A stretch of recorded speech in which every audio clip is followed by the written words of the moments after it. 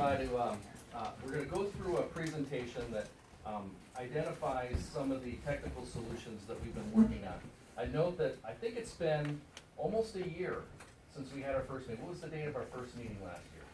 Was it the end of May? So we're a year old right now, and so hopefully, better behaved than my year-old dog. So, we've come a long way. We've done a lot of things over the past year, and, we understand our mission, and we're working diligently to get to that mission.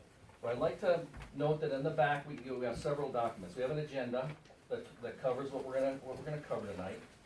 And then we have a couple of other papers. If you wanna make a public comment, you wanna voice your opinion, please fill out one of these sheets and hand it to Mr. Pike, who is our interim general manager.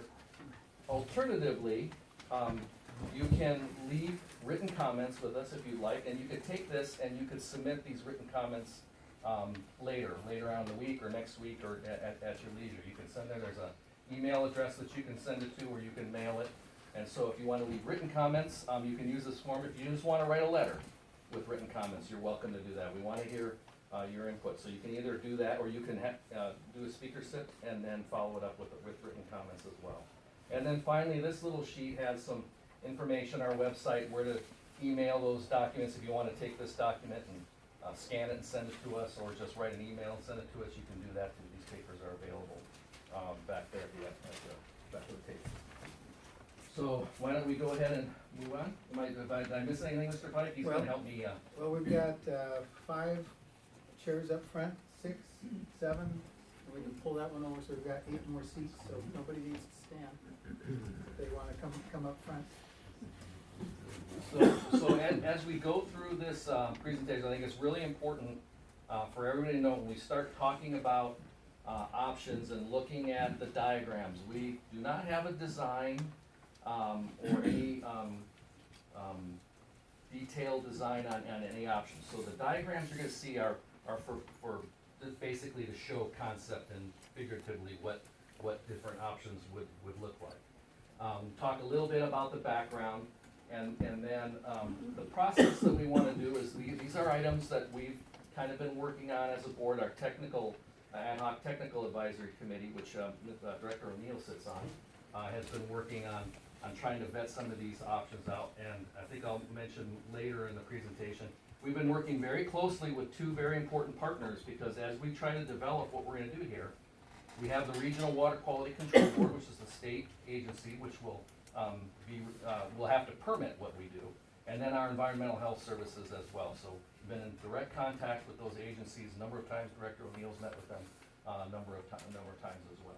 So as we're going down this road, we're not doing it blind, and we're trying to make sure that when we get to the end and we have a project description, that we're gonna have something that we can get not only a permit for, but hopefully funding to help us with it as well. And then at the end, we'll open it up to public comments, and I think, how many requests to speak do we have? Well, only 2 so far, but I'm sure we'll have more. Okay. Please, if you wanna speak, fill out a slip and get it to Mr. Pike during the presentation. If there's only 2 speaker slips, then we can go the full 3 minutes. If there's more, we can break that down if necessary, but it sounds like maybe you here wanna absorb this, and then please, feel free to give us any written comments you have in there. And I also note this is the first in a series. There's gonna be 3 total workshops, end of next month and end of July, that will help carry this process forward. So we hope to see you all at the next one as well.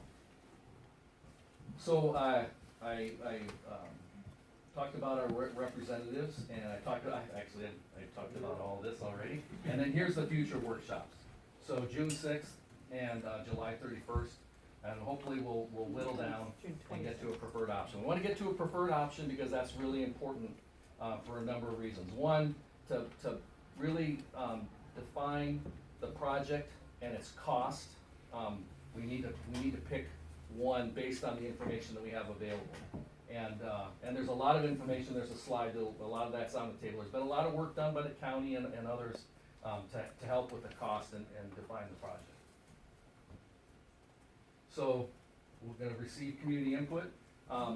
We're not prepared to, if you ask a question and say, well, what do you guys think of this, or what do you guys think of that? We're not making decisions, we're here to hear from you, we wanna know what you think.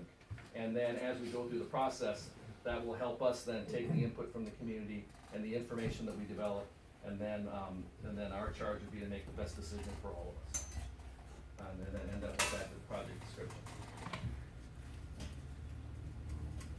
So I mentioned, we have talked to the regional board on several occasions. We wanna have the regional board engaged. I think we invited them to be here tonight, but I don't think they were able to make it.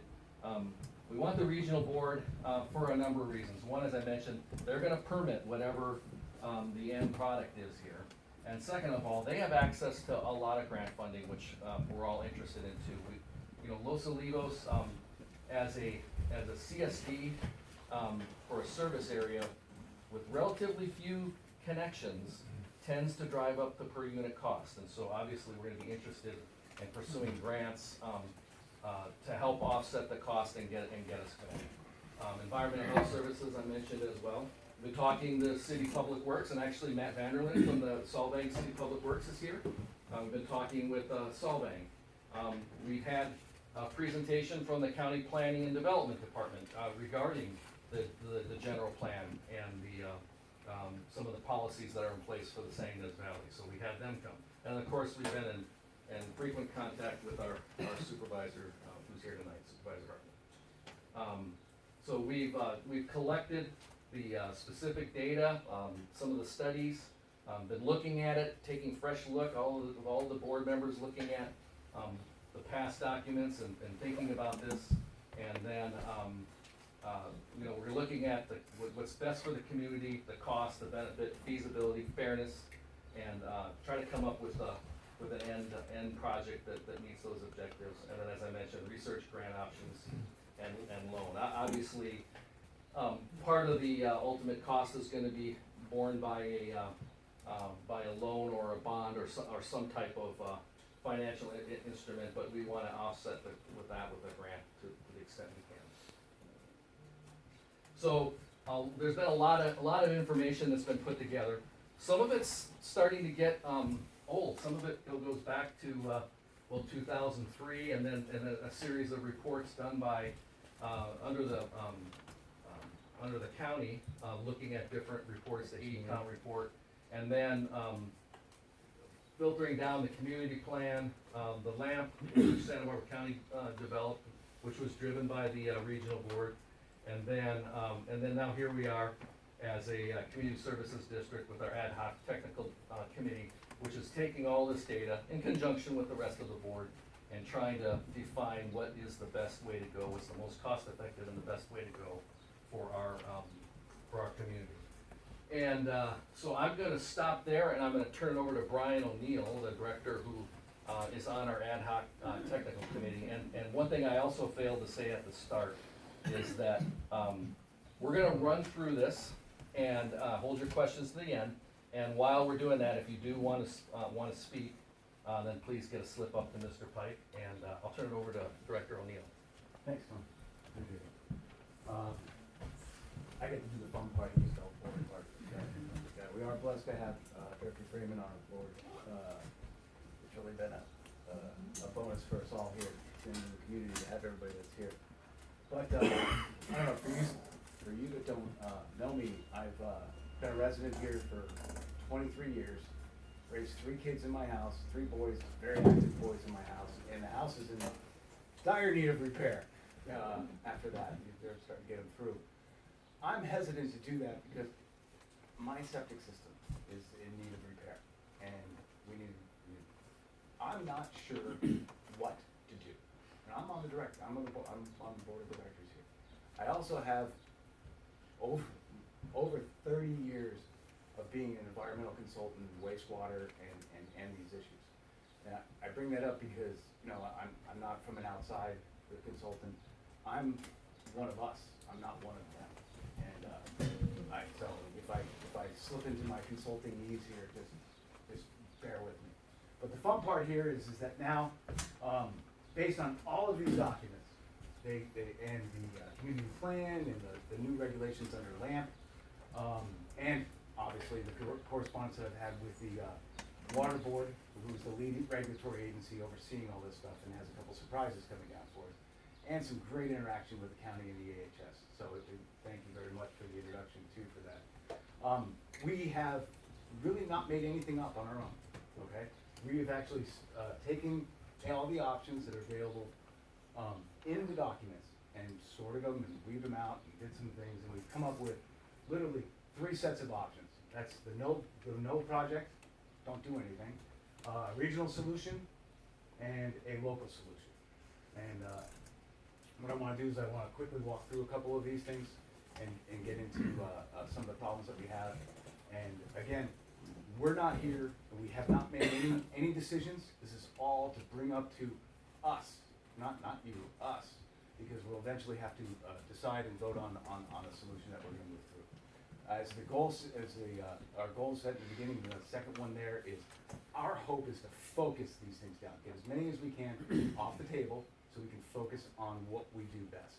And that's to make it cheaper, faster, and something that we can actually digest here, because we have to pay for this too. So, move right into that. The first one that we always do is we take a look at no project option. What happens if we don't do anything? Simple, okay?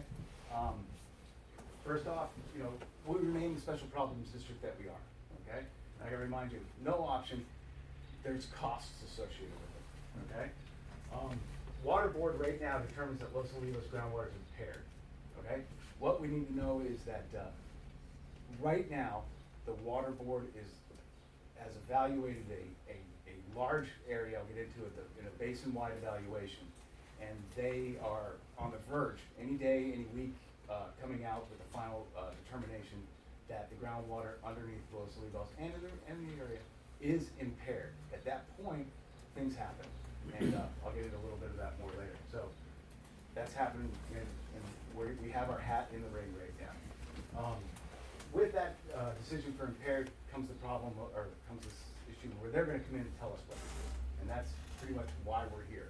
We wanna be self-governing, and we wanna pick our own destiny out here. Plus, with that, it becomes cheaper. We would lose loss of control, as I talked about.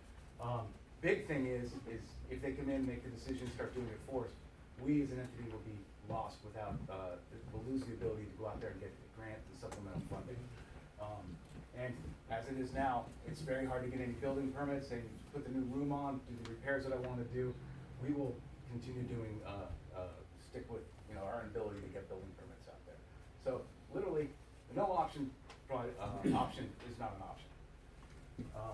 So next we move over to the regional option. In the beginning and in those documents, again, Tom indicated that some are dated.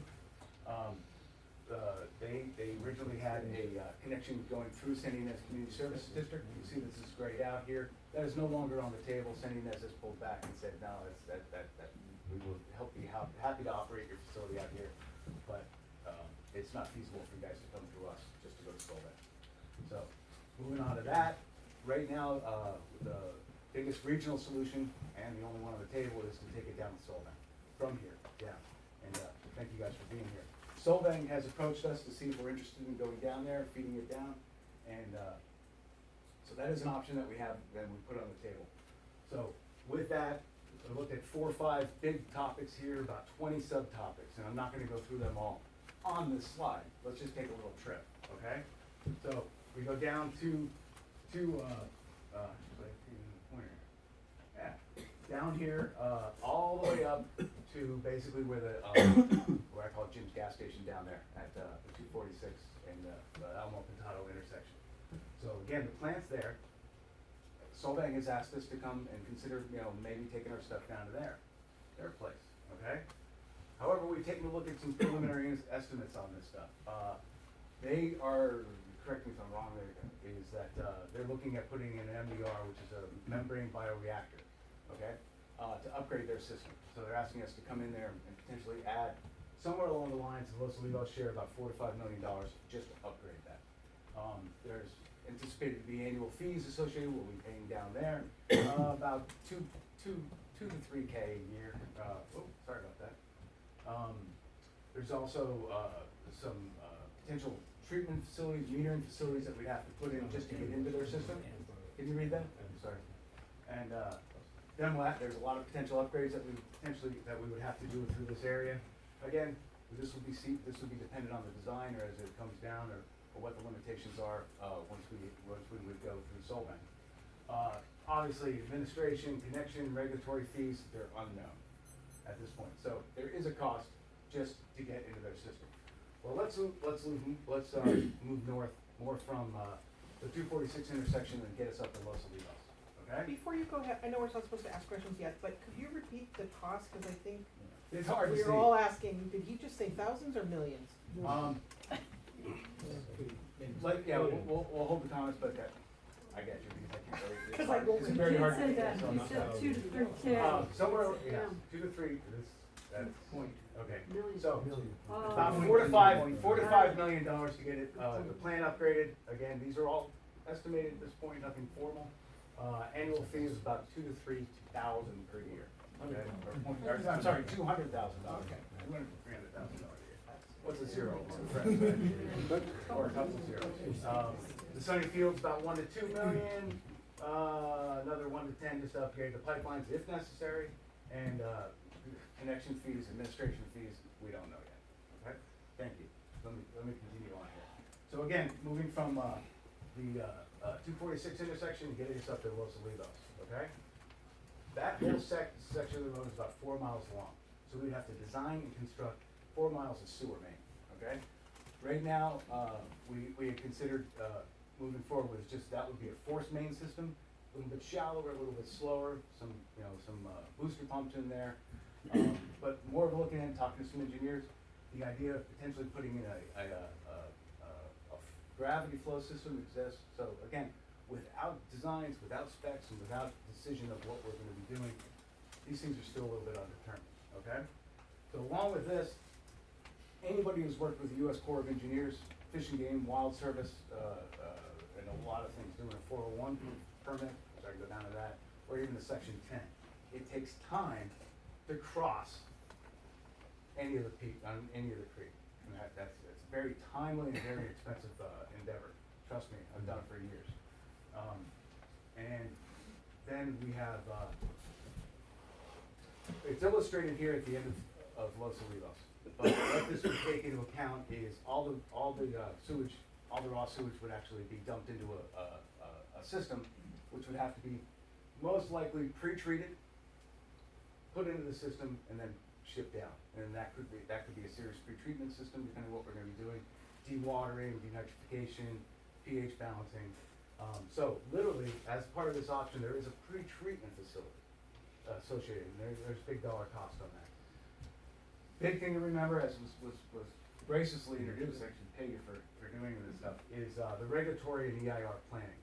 For this, hands down, we would all be expected to go into an environmental impact review process. Time, costs, and anytime we add time to the schedule, we increase our costs, and the viability goes down. I'll get more into the community in a second here. But, so that's just the Solvang. I'm gonna take you back up, now we're home, okay? Now, regardless of the other option, which was the local option, okay, this is where they would be combined. We would have a regional, for the regional solution or the local solution, we would have to put in a sewer collection system down in the business area. Why are we separating out? Let's just say that different business needs different things going in, maybe a different size piping, maybe they'll be the same, but for this illustration, I'm saying that we definitely have the business area that we have. Then we would also have the same residential area. So we're talking somewhere about a mile and a half down the business area, about somewhere between 4 to 5 miles of pipe that would go into the residential area. Again, these are common to both the local and the regional options. Once we get up here, we have to also recross pipe streets to the creek crossings. So that's a total of 4 crossings in the regional. Each one of them, although this would be a little bit less impactful, costs money, costs time. And then there's, which I don't have displayed here, there's lift stations. We're all residents here, we know there's a hill on this side, there's a hill on this side, but everything flows to the river. So anybody that's on this side of the, to the east and the west of the hills, have to get that stuff up and over and into the gravity system.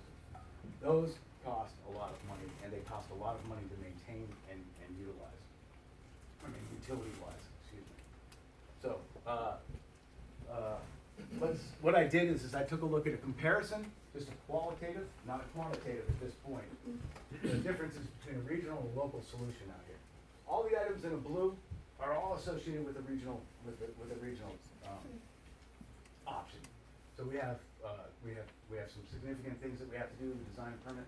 But what I did omit saying in the local, where we do the local stuff, there is a treatment plant, a package plant, a modular treatment plant that can expand. That wasn't illustrated there, I apologize, I did the slide, so it's my fault. But there is that. However, there's also a pre-treatment system that's associated with the regional solution, okay? So the majority and the infrastructure associated with a pre-treatment system and a potential final local solution, you're talking about 80% of the costs associated with just the pre-treatment system as you would put into the final treatment that we would do. As we go down, the things in black are common to both of us, okay? That takes into a local and a regional solution. Those are pretty much signed up as equal. All the regional solution, all it's gonna cost, and there will be no local cost. One of the big things that we need to take a look at is down here in green.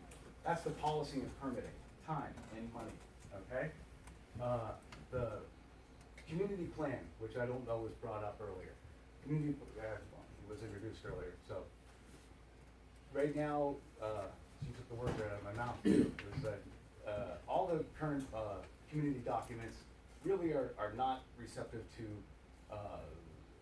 pulling two communities together on a line or interconnecting urban areas. So what we're having to see is because once you put a pipeline down, let's say down Alamo Pintado, it becomes very, very, very attractive to developers to just hook in because all the infrastructure is already there. We've already paid for it.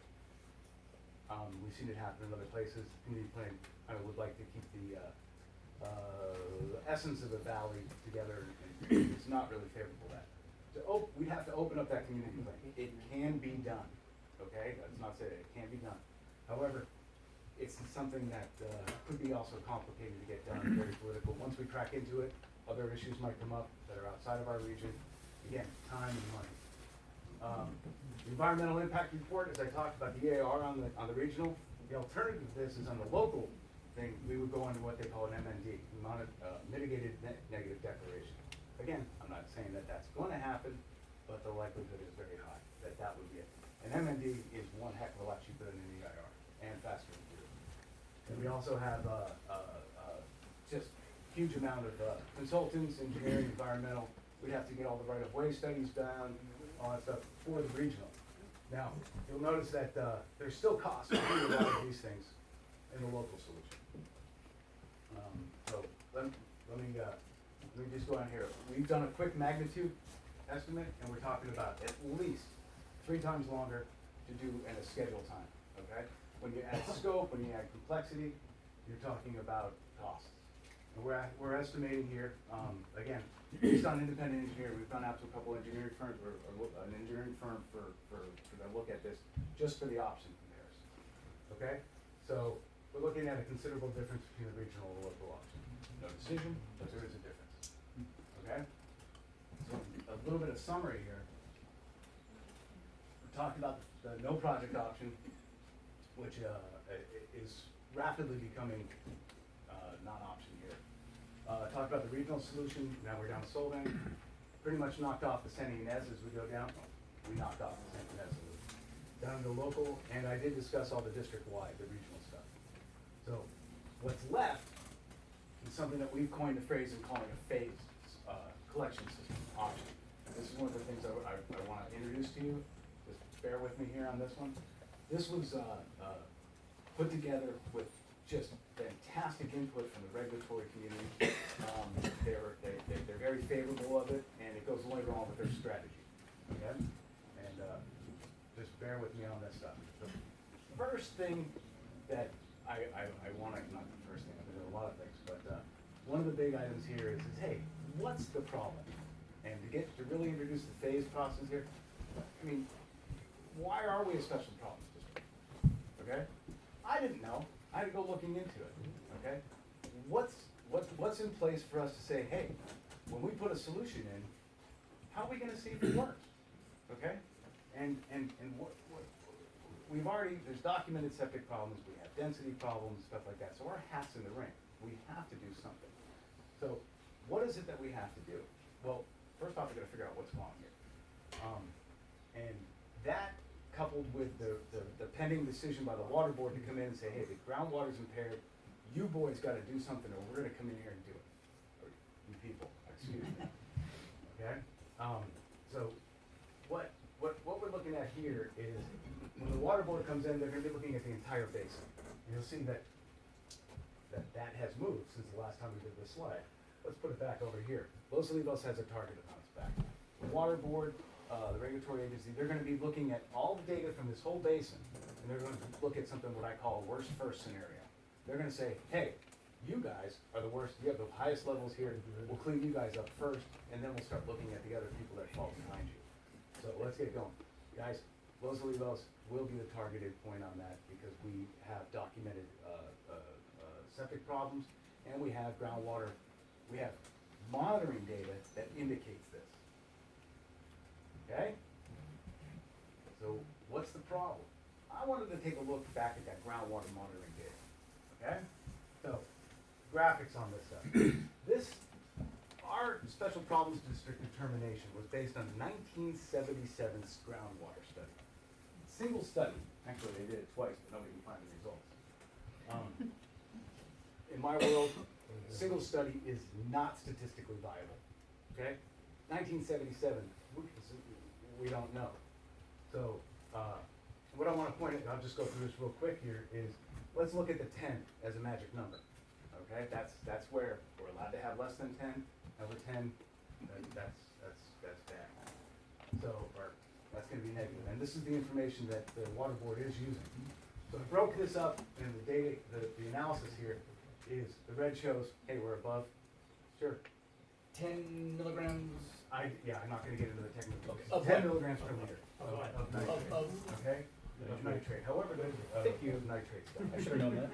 Yeah, I purposely didn't do that. Thank you for your. No, I used nitrates, okay, got it.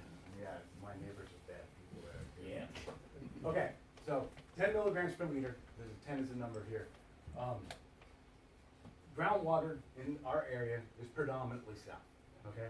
However, it does go towards the river a little bit too. So predominantly south groundwater, so coming in to Los Olivos, we have documented things that are documented results that are higher, okay? So, got a question in my mind. Again, I got 30 years of environmental consulting, and you're going, okay, what's going on? So, that's a concern. Why is that coming in? Is that causing problems to us? So next, we'll look into downtown here, and the samples come in. Yeah, they're high, and they're getting higher as they go south. Now, taking that even one step further, is once they're leaving Los Olivos, they're dropping. Questions, okay? But the big factor is we have contamination here, so our hat's in the ring. I keep saying that stuff. But something else is going on. So taking even a further look, moving over to Julie's house, okay? Highest number, okay? Over here. Again, this is 1977. I wasn't here in 1977, but I know a lot of these houses weren't here either. A lot of the lots over here are high. Remember, density is a big problem here, okay? Why are we seeing high concentrations in the area of less density? Just questions, okay? Again, our hearts in the, our hats in the ring, okay? Here's what threw me, guys. The lowest sample is where I would expect to be seeing the highest, okay? So, to me, this is important to know. I wanted to know what our problem was, okay? So what we're saying, and I've worked with the water board and the DHS, and they completely agree. We need more data. So what the board and what one of our solutions out here is to hopefully get the county and to work with these regulatory agencies to say, hey, help us figure out what the actual problem here in Los is, okay? Because the beauty about having the groundwater, additional groundwater data, is we set a baseline, and any solution that we put into effect without a reason to check it, they'll never know. We could just be continually going with this for years, okay? But we need a way to bookend both sides. So that's where this whole discussion of it, I'm sorry I got there, but this is the phased approach, okay? Thank you for, dealing with me on that too. So, the phased collection option, again, go into some phase, we have the business area, we have our special problems district area, okay? Phase one is, again, just options thrown out there, is we need to do something, our hat's in the ring. So we're gonna design and install what we're proposing under this option is to design and install a core collection and reclamation system. That will have expansion capabilities to it. Because we take something, one of the worst first areas that we have, remember we were talking about the targeted solution, and we put in options, a solution in here to capture areas of the worst area, and we put into a package treatment system, okay? That package treatment system will be modular, as was indicated, it was talked about earlier. It can grow with our needs, okay? So why pay for the whole big system when you can gradually pay into it? That was one of our reasons, our needs to look at the solution. So, most important to me, remember I told you I need my septic system's in repair. I don't know how. I go to the county and I hear other things that may or may not be true. I see high levels, I hear low levels, I hear other people's nightmares, trust me, and I wanna make sure what's going on. So part of this phase is to come out there and establish standard regulations. Sure, there'll be a matrix depending on what your need is or how bad it is or what it's gonna be, but we'll know exactly what we're supposed to do, okay? That's how the residents or the people that are not hooked up to the system will have a standard. You'll be able to say, this is what my problem is, this is what we're gonna do. Right now, that's not the issue, or that's not the situation, I should say, okay? And along with phase one, we're gonna come in there and we work with the county to come in and do a groundwater monitor and find out what our problem is, what our solution is gonna entail, and just exactly what we need to do. So, what I come across is just a quick little illustration. We proposed we would propose a network of upgrading wells, and also a network of downgraded wells to see what was coming out. We put in some, what we call just sentry wells to find out what's happening around one of the phased targeted areas. I use that because I had that graph. It could be someplace else, but I had that little note there. And then we probably take a look at some of the other, what's going on in some of the denser areas of population, just see what we need for the expansion, if necessary. Phase two would be based on the results that come in. That's not gonna happen in 1 week. It's gonna happen in one round. So typically these things they'll go on a monthly basis, sampling. Over a while, they'll move into a quarterly and then actually get down to an annual cycle. This could take a couple of years. But at the same time, we're seeing the effectiveness of what's going on. Again, this is a phased option, only an option. So we can design and install any system expansion if necessary based on those results, okay? As was brought up, we've got a lot of